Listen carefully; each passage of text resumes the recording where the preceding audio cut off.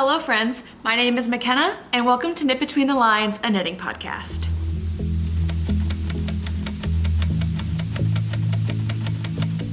This is a podcast where I talk about what I'm knitting on, what I'm spinning, and my love for other fiber arts. So grab whatever project you're working on and let's get into it. So first things first, let's talk about finished objects, especially since I'm currently wearing one of them right now. My most anticipated finished object since the beginning of the podcast has been this amazing cardigan called the Pressed Flowers cardigan by Amy Christoffers or Savory Knitting. For this project, I had used Spin Cycle Wilder in light gray for the main color, and for the contrast color, I used Straw Flowers in Dyed in the Wool. I believe I ended up knitting the size 4. My gauge was a little bit off, but it ended up working out perfectly. I love the way it fits. It's a little more boxy and oversized in the body, but the sleeves fit fantastic. It's really funny because I do think I had an issue with measuring while I was knitting, because apparently I don't know how to measure anything. And the upper left and right ended up being slightly shorter than I anticipated. They're supposed to be knit, I believe, to 8 inches, and I think I was off by like 1.5 inches, maybe more, because when I went to go measure the other side after it was finished knitting, I was like, I have so much more to go. And then I realized, wait, but this has this number of flowers and the other one had this number of flowers. So then I remeasured the other front and it was definitely not 8 inches. So I was like, interesting. But I really didn't want to rip back, so I kind of just made them both match at the measurements and the amount of color work repeats, and just kind of went with it. Made sure the back matched the fronts and everything, and honestly, it worked out perfectly. So even my gauge was off, but it kind of corrected itself by the fact that I knit the front and the back a little bit shorter for the top. And I think it worked out perfectly because otherwise the armhole for the cardigan would have ended up being way too deep for me and the sleeves would have been way more oversized. This just goes to show that sometimes you make mistakes, but they end up working for you in the long run. Because I love how this sweater fits, I love where it hits me on my body, and I've already worn it so many times since finishing the project and taking it off the blocking mats. So this is me not telling you that you shouldn't rip back, because sometimes there are mistakes where it's just irrevocable, like you have to. But I just kind of went with it, and like, if it ended up bad, that would have been on me and I would have had to deal with that on my own. But honestly, I love the way it worked out, and I'm kind of glad that I messed it up because now it fits me perfectly the way I wanted it to. And for the buttons, I got these really beautiful like burgundy wine buttons that pull out that color in the sweater, which I think is really, really beautiful. Originally, I wanted to get just some dark wooden ones, but when I went shopping for buttons, I found these, and they're absolutely gorgeous. I believe they are a natural material. They're made out of some sort of nut. I can't remember what kind of nut. The lady told me, and I should have written it down, but I don't remember. But it's absolutely lovely.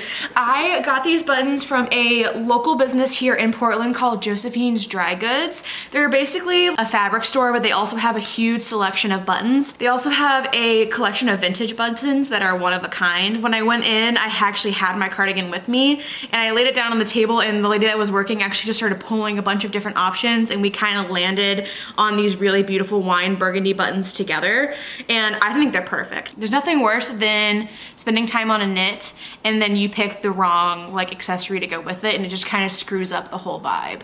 So, and she definitely understood that too, which was like super nice. So she definitely knew that like, okay, we have to find just the right button after you spent so much time making this cardigan. And I think it turned out great. I absolutely love it. I'll put some pictures here so you can kind of see the full length of the cardigan. In these pictures, I do not have the buttons yet because I just recently got them and sewn them on, but absolutely love it. She is gorgeous. We love her. I think it turned out beautifully. I love that even though the fronts were knit separately and the sleeves were knit separately, they still very much match, which is perfect. And that is not my only finished object for this episode. I have 3 more, 2 of which are the same thing. So I finally finished that 50-gram cozy I had casted on in the last episode, but in the meantime, from the last episode, I also casted on and finished another one. So I have 2 Yarn Cozy Lights in the Headless Horseman colorway from Cozy Cauldron Co. and they turned out so cute. I love them. So now I have these 250 grams and I have 100 grams. And you guys, I still have yarn left over. I have so much yarn left over. I definitely contemplated casting on a 20 gram mini cozy, and y'all, I think I'm just tired of knitting cozies.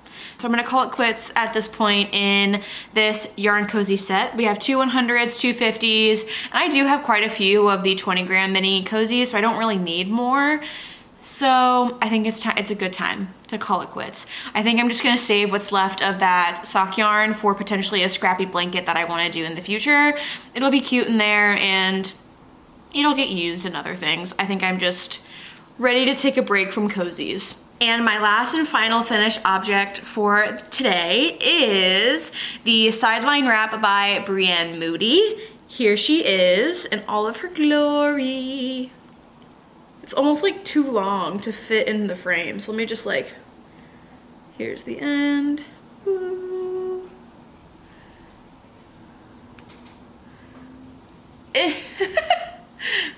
I loved this. This was such a fun knit and I really, really enjoyed it. Unfortunately, it did block out a little bit longer than I was anticipating and a little bit wider.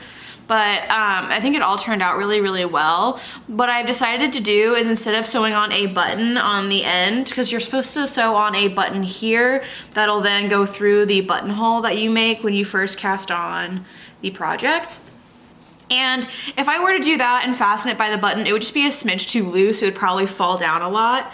But when I was trying it on after it was done drying, after blocking, I noticed that if I just like twisted it and brought it around behind me, I could kind of tuck the ends in and the back, and it looked totally fine. And it was still nice and tight and secure. So I think I'm just gonna wear it that way. I will keep that in mind though if I do plan to cast on any more sideline wraps, because I do kind of want to do a more neutral one. But I think it turned out great. I absolutely love it. I love the colors, and I think it's just so bright and so fun. Totally out of my comfort zone, as we talked about in the past, especially with it being a neon, but I got so inspired by this cardigan, which is definitely more my vibe, with it being more muted, autumnal, deeper colors, and like the gray kind of toning all of that down. But this definitely inspired me to kind of go outside of my comfort zone and play with some bright colors that I wouldn't normally play with. So super excited, can't wait to wear it, especially with the weather extremely cooling down here in Portland. We are definitely in fall here. As you can see, it's kind of a dreary, gray, dark day today, but the temps have definitely dropped, and this will be like a cute, perfect little accessory to keep my ears warm if I don't want to like mess up my hair or anything. So super excited to wear this, and I'm so glad that it's finished. Let's get into works in progress. So for my first work in progress that I want to talk to you guys about today is one that I haven't shown in a few episodes due to the fact that I haven't really touched it, and that is my Cozy Comfort Throw by Molly from A Homespun House. I am using my 2023 An Irish Christmas Advent from Irish Artisan Yarns, and it's turning out really, really cute. I am now on the 4th color of the Advent, which is called Coast. It is absolutely beautiful. So far, it's one of my favorite colors that I've gotten to in the Advent, and it's this guy.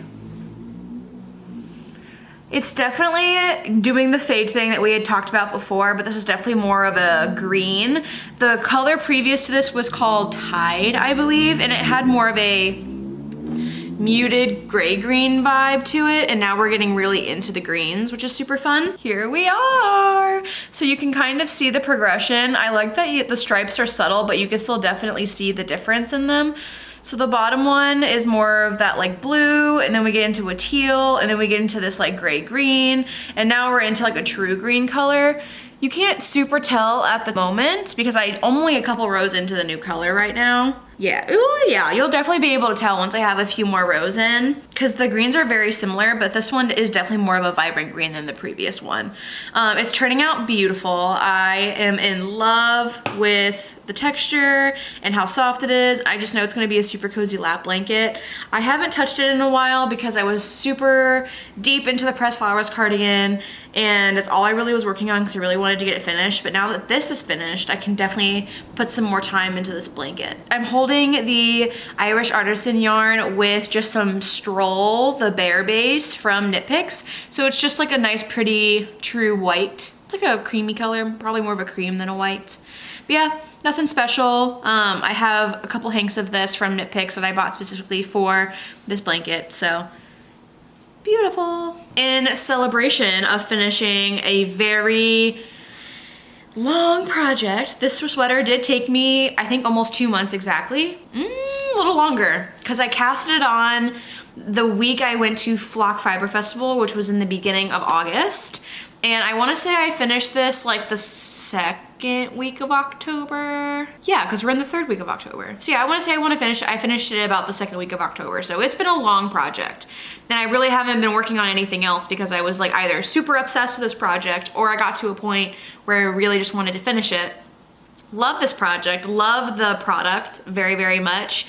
But an entirely mosaic, well, not entirely, there's like 2 rows where you're not doing mosaic, but an almost entirely mosaic project takes forever to knit, especially on a sport weight yarn. So I was definitely itching to finish it and itching to cast something else on. I casted on 2 new projects. I have 1 project planned and I have one failed, unfortunately, which I'll talk to you guys about that too. So first, let's talk about the project that I mentioned last episode, which is the Happy Haunt socks by Valerie Wibbins. Last time when I talked to you guys about this, I didn't have anything casted on yet, but now I do have something to show you. And of course I have to put my Happy Haunt socks in my Halloween bag. But I don't actually have much to show you guys on this one because I have realized post Pressed Flowers cardigan that I want a project that I don't need to think about because you have to really pay attention to what you're doing with this because of the mosaic knitting and the color work. And I realized after casting on another color work project that I don't have the attention span after this. So I do have some work in it, but I have since kind of put it down to cast on something else that's mostly just stockinette, which I'll talk about next, because I just needed something where my brain didn't have to think. But these still are turning out super cute. So here we go. Here we go.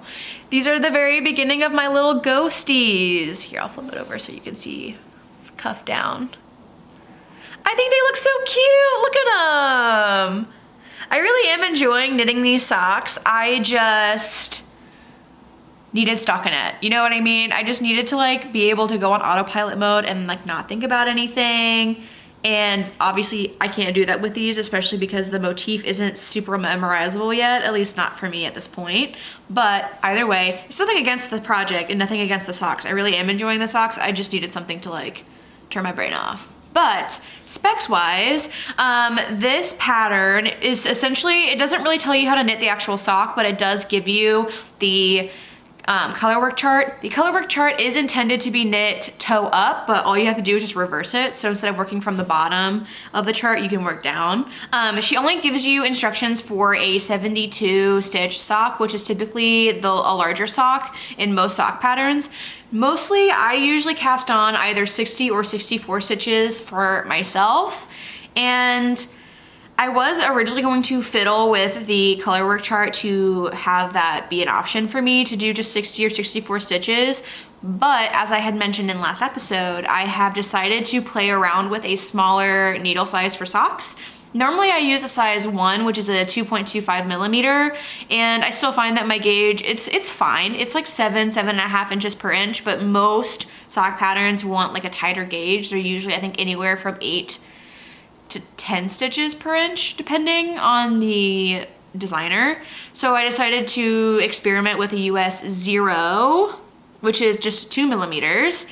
And some people mentioned in the last episode in the comments that I should be careful with using the smaller needle size on a colorwork sock, because sometimes with colorwork socks, you can have an issue with the sock not being able to fit over your heel when you slip them on, which is definitely true. I've had that happen to me before, especially when I was just learning how to knit socks, just learning how to do color work. I didn't understand how to make my floats loose enough in order to accommodate that. But because of this pattern only giving you instructions for a 72 stitch sock, I figured I could probably get away with still using the US 0. A lot of times people do recommend that if you do knit color work tightly to size up in your socks. I've also done that in the past and the sock was still too big for me. So it's kind of like I couldn't win, if that makes sense. So I'm wondering if this will kind of be the perfect solution for me, going up to a 72, but using a US 0, so it kind of like takes away some of that extra positive ease in the socks. We'll have to see. Right now it looks pretty promising. I feel like it doesn't look too terribly large. And also if they still end up being too big, I'll just give these to my husband. He'll love them, he'll wear them. He loves all the hand knit socks that I make him. I think it's turning out really great right now. I just, again, needed some stockinette in my life, so I haven't put as much time to these lately. And I've also come to terms with the fact that they're not gonna be done by Halloween, which is super sad because Halloween is in less than a week. I bet you if I really, really wanted to and I just committed to doing these socks, I could probably get them done. I just really don't want to, which is super unfortunate. But I'm not one of those people where I want to force myself to work on something that I don't want to work on. Knitting is something that I love to do to fill my cup up, especially when other things in my life are getting a little like crazy or I'm getting burnt out or anything like that. Like knitting is the thing that I go to just turn my brain off and enjoy something. And if I'm not enjoying a project at the time, I'm not gonna force myself to work on it. So it'll still be here whenever I wanna pick it back up again. That's just not right now. But specs wise, I am using Moonglow Yarn Co. This is her, I believe, Crazy Cauldron sock set that she released a while ago. I don't know if she still sells these or not, but I really do love her yarn bases and her colors. So for the first color, I'm using that really pretty, like bright magenta color as my first row. And then every row of ghosts will be a different color, and it should, I believe it's gonna end up being like, I'm planning to do 6 rows of ghosts for the legs and then maybe 3 to 4 on the foot. We'll kind of see how that works out specs wise, but I think it'll look really, really cute and I'm super, super excited about it. Oh, and for the cuff, I did a 1x1 rib. I think I did 15 rows. Hold on, let me count. 8, 9, 10, 11, 12. Hold on, I can't count, you guys. 1, 2, 3, 4, 5, 6, 14. I did 14 rows. Don't know why, but I did 14 rows for the cuff. But yeah, I really like them. I think they're turning out really cute. They're super fun. Again, I'm just like need to turn my brain off after such an intense project like the pressed flowers cardigan. So I think once I get the itch for color work, I will pull these right back out. And if they're not done by Halloween, they're not done by Halloween, but then I'll have them for next year. So in my need for stockinette, I needed a new project. I was considering casting on the roo sweater for my husband. Most of the midsection from like top of the chest down to like, I wanna say belly button-ish is all color work. It is only 2 color work, but I needed something that I didn't have to pay attention to. So I decided not to cast that on, and instead I went to my tried and true stockinette project, which is the muscle Burl Hat. I thought about casting on socks, but I already had the Happy Haunt socks. So I figured what better project than a very long stockinette tube where once I do all the increases, I can just zone out and knit and enjoy my life. So I casted on the Muscle Burl Hat by Ysolda Teague, and I am using the yarn that I purchased from Coastal Yarns in Cannon Beach, but it is in the colorway Haystack Rock, and you guys, it's beautiful, I won't lie. So here's the yarn. I have it in my little like yarn bucket from Cottontail Farms that Cameron bought me from Rhinebeck, or not Rhinebeck, Woolen Folk last year. I went ahead and put it in here because if I ever decide to do like go for a walk or anything or go hiking, this will be perfect to kind of put clasp around my fanny pack and just knit while I walk. But absolutely beautiful. This like variegated, speckled loveliness. It has a lot of purples, there's some oranges, there's pinks, there's greens, there's like a gray. Oh my God, it's absolutely gorgeous. So here's the hat. She is beautiful. I always love how the increases look. I feel like they look just so clean with those 4 rows in between the make one left and make one right. I love how this is turning out. It is doing a little bit of pulling while I was doing the increases, which usually doesn't bother me too much. With this yarn being so busy, I don't think the color pulling is that obvious. It is a little bit like right here with this big block of like orange and like this right here. But other than that, I feel like it's not color pulling that much. And I think since I've finished the increases, I really don't notice the pulling as much anymore. But I think this is beautiful. I also feel like it's like beautiful fall colors. And this is kind of just gonna be my refresh project, if you will. Because usually after I do a straight stockinette project for a while, I do kind of crave something a little bit more complicated. And maybe then I'll decide to cast on the roof sweater for my husband. Needle size, I am using a US 2, which is a 2.75 millimeter, and the Musselburgh hat is really great because she does give you multiple gauge options. I believe the pattern is intended for fingering weight up to DK, but depending on your gauge, you could probably fudge it with a worsted. The gauge that I'm currently getting per inch is 6.5 stitches per inch. Based off of the gauge you get, once you hit a certain point, then she'll tell you in the pattern how many increases to do for the crown, as well as how long to knit the actual hat, which is super great. Yeah, she essentially has you start to knit the crown because the amount of increases in the beginning is the same for every size, and once you have enough fabric to comfortably measure about an inch, and you'll count your stitches, and then depending on the amount of stitches you have per inch, that'll lead you to a table that'll tell you how many more increases to do. I believe for my size, I'm knitting an adult medium, and my head circumference is 23, and the adult medium is a 22-inch head circumference, which is fine. With my hats, I do prefer to have a little bit of negative ease so they don't slide as much. I've also knit 2 of these previously. I've knit one for myself and I've knit one for Cameron, and you're literally just knitting a super long tube, and then eventually you'll decrease again, so you'll have crowns on each side, and then you fold it in half. So it ends up being a double layered hat with a fold up brim. So you have a double layered hat and a 4-layered brim. You can also knit it shorter to where it doesn't have a brim. This project is super easy to modify to your own liking. A lot of people will do like 2 different colors, so they'll have 2 different hats. Some people will do ribbed, some people will do half stockinette, half ribbed. It's super fun. Once you kind of get a feel for it and you know what gauge you like and the yarn that you like, it's really easy to have a lot of fun with it. Highly recommend. Natalie from Knitty Natty has knit a ton of these and has done a lot of modifications. So if you're ever interested in different modification options, you can definitely hop over to her YouTube channel or check out her project page on Ravelry, where she usually keeps pretty good notes on each of her projects. But super loving it. It's definitely giving fall vibes. It's giving me the stockinette mindlessness that I need and am craving right now.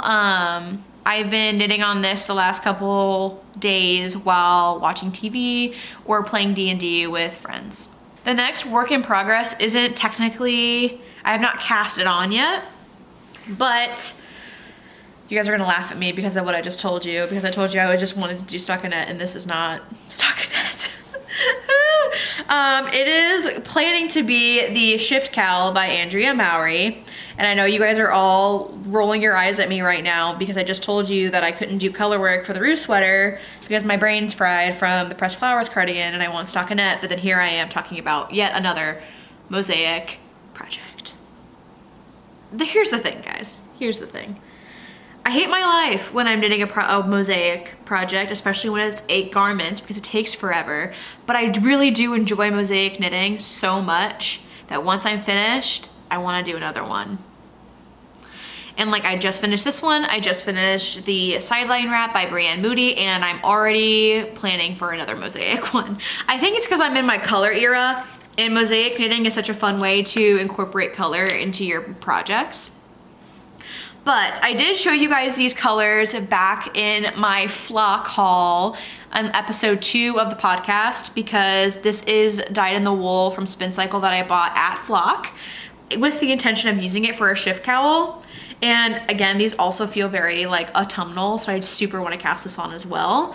I haven't casted them on yet because I wound up the yarn with the Haystack Rock yarn from Coastal Yarns for the Muscle Burl hat, and I just haven't gotten around to casting this on yet, but I'm super, super excited. So I'm just gonna show you guys my colors, and hopefully we'll have an actual project to share with you guys next episode. So for the shift cowl, you usually use 3 different colors of Spin Cycle dyed in the wool. It doesn't have to be Spin Cycle dyed in the wool. You can use pretty much any sport weight yarn. Spin Cycle is the recommended yarn in the pattern. A lot of Andrea Mowry's patterns do use Spin Cycle. The shift cowl is also such a fun way to play with different Spin Cycle dyed in the wool colorways, and kind of play with contrast, high contrast, low contrast, and like different colors that maybe you wouldn't normally choose. So for me, I chose one color specifically at Flock that I loved, have seen it on their Instagram page and like just loved it, and actually asked Micah to help me create a color palette for the shift cowl. So here's the color that I chose. This is called Launch Test. It has those really pretty like oranges and reds, and then like this really nice teal and light teal kind of color. I think this is absolutely gorgeous. I love it so much. And I was super overwhelmed at the Spin Cycle booth because I've never seen so much Spin Cycle in one place in my whole life.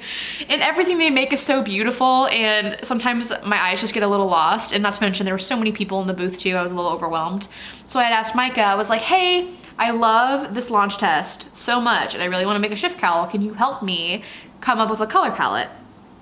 Already in my hand with the Launch Test, I also had this color, which is Velocore, which obviously is way warm. It has different shades of oranges. There's some red, like a burgundy brick color, and like this yellow. There's also some coral in there. There's like a small tinge of like a greenish blue that you can't super see. Ooh, there we go. You can't like super see it with it being caked up. I already had this in my hand with this as a possible idea. She really, really liked it. She thought it was super cute. She liked that it kind of pulls in the oranges from Launch Test. So we were thinking, okay, with these colors in mind, we need a cool color. We needed something cool to kind of balance it out. And I think originally we were thinking Melancholia, but Melancholia is a little brighter. It leans more towards blue. So instead we grabbed Melancholia's cousin, which is Lite. It still is that like blue-green, but it leans more to the green side, and it's not as bright. It's a little bit more muted in color. And I think this is gonna look so freaking good. I usually don't wear warm colors very well because my skin tones are more cool, and I do have like a pink undertone to my skin, so sometimes warm colors kind of make me look red. So with that in mind, the shift cowl's knit on the bias, so you start at one corner and then you increase or decrease to create the shape of the cowl. So I'm gonna start with Lite, so it's the color closest to my face, and then we're gonna fade into Launch Test, and then from Launch Test we're gonna go into Velocore, and I think it'll look perfect. I think it'll turn out beautiful. The great thing about the shift cowl is that you can play with contrast, and sometimes there's beauty in a low contrast situation. And I think this cowl is gonna have moments of low contrast and high contrast, because this definitely has more of that blue in it than the orange. But I think because the blue is still lighter than the Lite, it'll still give me enough contrast, but it will be like moments of low contrast, moments of high contrast, and I think it'll look absolutely gorgeous. So I do plan to cast this on soon. I've just been, again, craving stockinette, so I've been kind of just like shutting my brain down for a little bit and working on the Muscle Burl hat. But eventually, I'm probably gonna get bored with just straight stockinette, and then I'll cast this on. Hopefully, I'll have something to show you guys next week for the actual project. But I'm super excited. I've been wanting to knit a shift cowl for a very long time. I do have some Nocturne in my stash that I also plan to knit a shift cowl with, but it's way more low contrast because Nocturne is essentially like the dark sister of Dyed in the Wool. So I think it'll be fun to have a high contrast shift cowl, and then I can try to cast on the other one at some point and have more of a neutral situation. Now I wanted to talk to you guys about what I was hoping was going to be another whip, but unfortunately I don't think it's gonna work. And I wanted to share this with you guys so you guys can see that sometimes the yarn just doesn't fit the project, and that's fine. And of course, I am talking about the Lauder Vest by Rebecca Clow. This was a project that I had mentioned in my fall project planning video that I really wanted to cast on, especially for the fall, because nothing screams fall to me than cables and a sweater vest. So I was super excited. I went stash diving for this project, and I had 4 skeins of Follow You Into the Dark in Magpie's Swanky DK. This was yarn that I had purchased originally for the Calypso sweater, but in the process of knitting the Calypso sweater, I realized it just wasn't something I was gonna grab for. It wasn't something I was going to wear. So I had unraveled it and reclaimed the yarn, and I just loved the idea of this Lauder vest in this really beautiful, like emeraldy green blue color. I was already a little nervous because usually cables don't do well in dark yarn. Not that it looks bad, sometimes you can just lose the texture a little bit. That's why a lot of times people suggest you knit cables in lighter tones so you can really see the texture. But I really wanted to, so I started swatching, and originally I knit the swatch and I loved it, but I was unsure if I could see the cables. I was worried the cables were getting lost. So I took it to knit night with me and I said, hey, can I get your guys' opinion? I gave everybody my swatch and I asked like, hey, I really wanna knit the Lauder vest and these cables and I love it. I'm just worried that you won't be able to see the cables. And everyone was like, girl, don't even worry about it. So like it looks absolutely gorgeous in the dark yarn, like absolutely beautiful, which gave me the validation I needed. So I went home and measured my gauge, and my gauge was too tight, which is super funny because I'm a loose knitter, you guys. Like I almost always have to size down a needle in almost every pattern that I knit. Like I am a loose knitter, and for whatever reason with these cables, my gauge was like astronomically off. The gauge for the pattern is 22 stitches by 28 rows. My stitch gauge was like 32, you guys. Like I was so off. I was 10 stitches off. Like that's actually insane. Don't get me wrong, my swatch looked beautiful. I'll actually show it to you guys. Look how beautiful that, oh, it looks so good. My heart is so sad. It looks so good, and I loved it so much, and I loved how clean and tight the cables were. I did notice though while I was knitting it, I was like, wow, I'm having a really hard time knitting these cables, probably because I was using a small needle. The pattern calls for a US 3, which is a 3.25 millimeter, which is what I used. Rebecca is also a loose knitter, so I usually don't have to size down for her patterns. So I was fully expecting to get gauge, and when I was so off, I was shook. I was shooketh, okay? So I immediately was like, okay, well, I'm gonna have to size up because apparently for whatever reason, my cables are just super freaking tight. So I sized up like 3 needle sizes. I think I went from a US 3 to a US 6. And you guys, my gauge was still off. It was 26 stitches instead of the 22. So I was still off by 4 stitches. And I was like, okay, well, I guess I can just go higher. But then when I blocked my swatch, I just really didn't like the texture of it. So here's my second swatch. It still looks really good, but I felt like it was too open. Like the pearls, like I can like see through the pearls like really, really badly. And I didn't love like how loose and like kind of see-through it was. Like I feel like you can really see like through the swatch. And even if I did overblock it, I still didn't reach the gauge, so it doesn't matter. So I kind of hit a point where I was like, if I keep going up in needle sizes, I'm gonna not like the fabric that this makes for the project. It's just gonna like be a waste of my time if I don't love what I'm making. So I was super, super sad. And it's so funny because on the label for the Magpie yarn, I believe the gauge it's listed as is 21 to 32, 21 to 34 stitches, depending on what needle size you use. And I was just like, I don't know if I was just knitting really tightly for some reason, or if maybe Rebecca just knits cables a lot looser than I do. I don't really know. So, or maybe this yarn just like wasn't it for the project, and that's super like sad, because I really fell in love with the idea of this project in this yarn in this color, and it just wasn't working out, which was super unfortunate. So I kept my swatches just in case something changes, but I think I'm just gonna have to find different yarn for that project. Maybe a yarn that'll fit the gauge a little bit better, that's a little bit more plumpy. I don't know, but it kind of made me sad, because it sucks when you have a project, a vision of the project in your mind, and it like just doesn't work out. And I was a little heartbroken by that a little bit, but I still really want to knit the vest, and I will just have to find yarn that I like and enjoy knitting with and get the gauge that I need for the project. For this podcast, I really don't have any spinning or sewing to share with you guys right now. I've been really into knitting because I wanted to finish the Pressed Flowers cardigan, and I've really gotten back into reading. I have finished 3 books since I have last talked with you guys. So a lot of my time has either been knitting or reading. So I haven't had a lot of time to sew or spin. And I think a lot of it is because right now I don't have a ton of room to sew a whole garment. I am still planning to sew the strawberry tote bag, and I have the pattern pieces cut out for the Jill wrap skirt. I just don't have the room right now to be sewing a whole garment.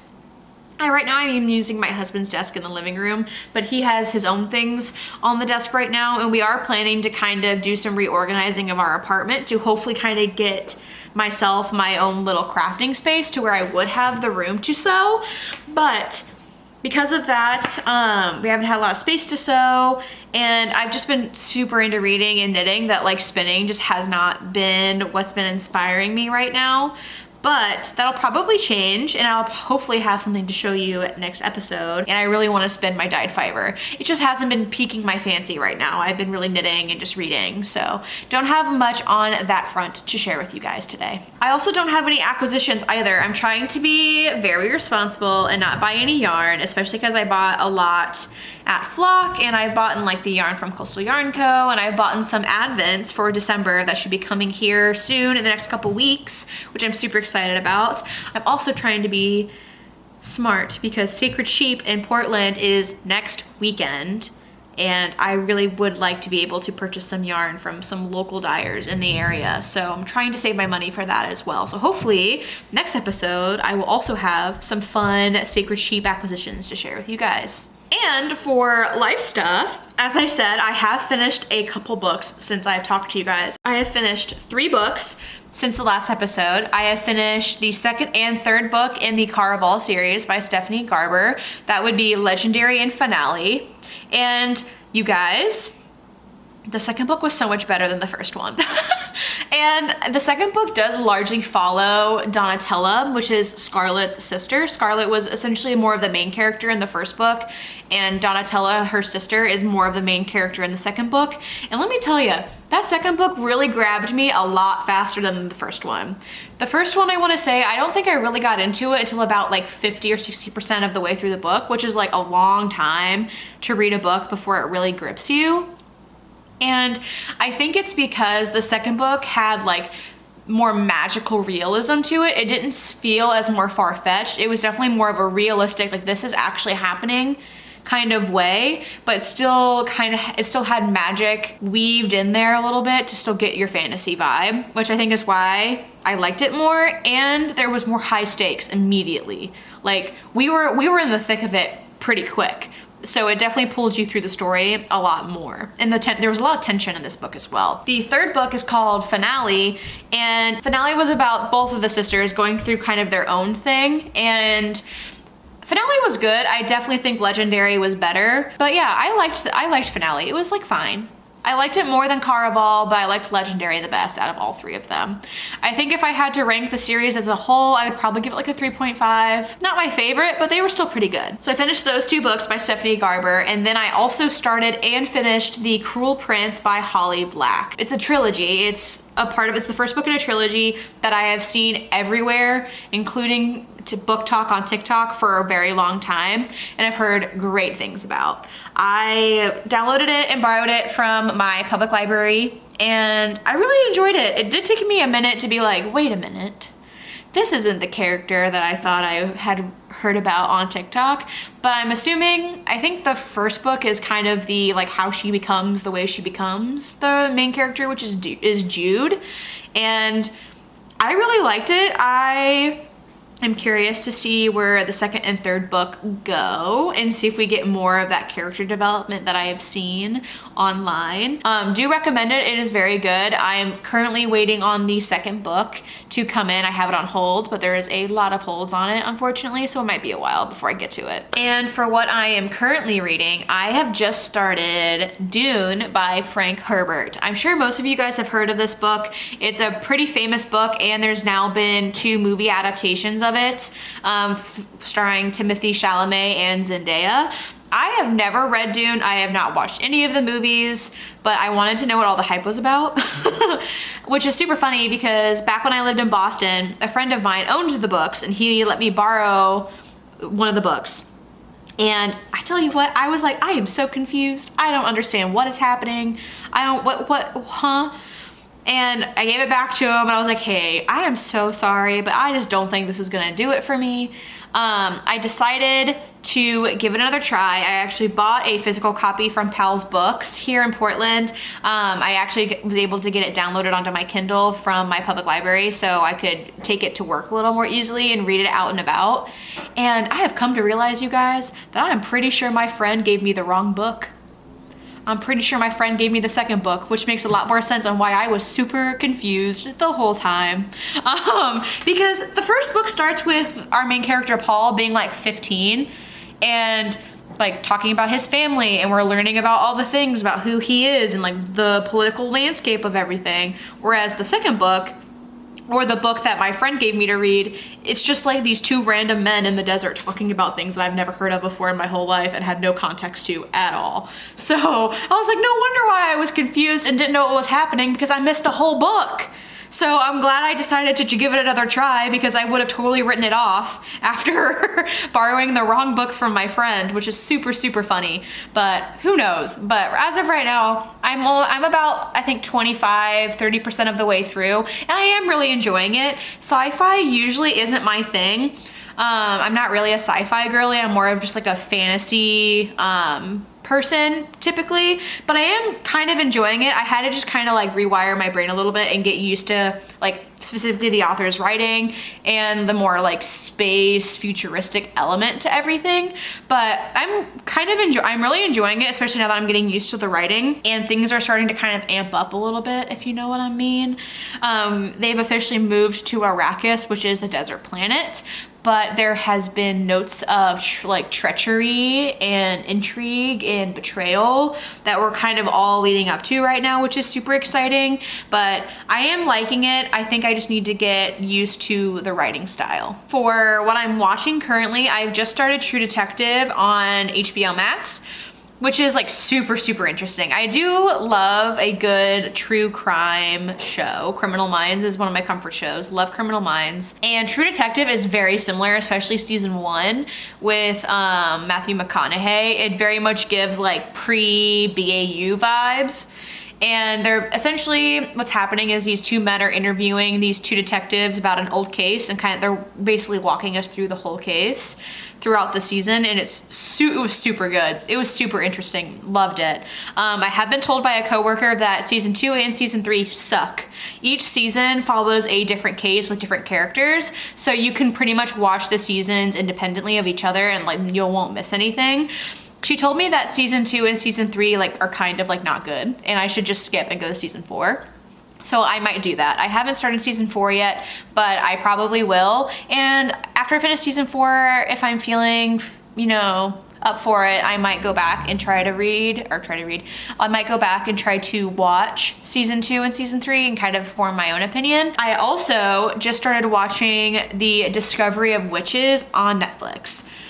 You cannot tell me that this show just isn't Dark Academia Twilight. Like, you really can't convince me it's not literally Dark Academia Twilight. Like, the witch is obviously Bella. Matthew de Clermont is obviously Edward. They're literally running from the congregation, which is essentially the Volturi. You guys, like the whole time I'm sitting here, I'm like, the vampire is even craving the witch. Like Edward was craving Bella, and then they decide, you know what's the best way to get over my craving? Fall in love with them. Like, I swear to God, guys, this is literally Twilight. And like, I'm eating it up though. Like, I will be completely honest with you. I am loving every single second of it. So much. Listen, nothing will ever like give me the feeling that Twilight did when I first read it when I was in like middle school, high school, and watching the movies. So highly recommend it. I am only a couple episodes into it right now. But man, I tell you what, y'all, I am eating it up. It's also based on a book series that now I'm also interested in reading. So yeah, you should check it out. If you've read the books, let me know what you think. But I swear to God, guys, it's essentially Twilight. It is literally just Twilight. It's Twilight fan fiction. All right, guys, that's all I have for you today. If you liked this video, please click like and subscribe if you want to stick around for some more crafty goodness. Thank you for stopping by at my little crafty corner of YouTube and sharing your time with me. See you next time. Bye.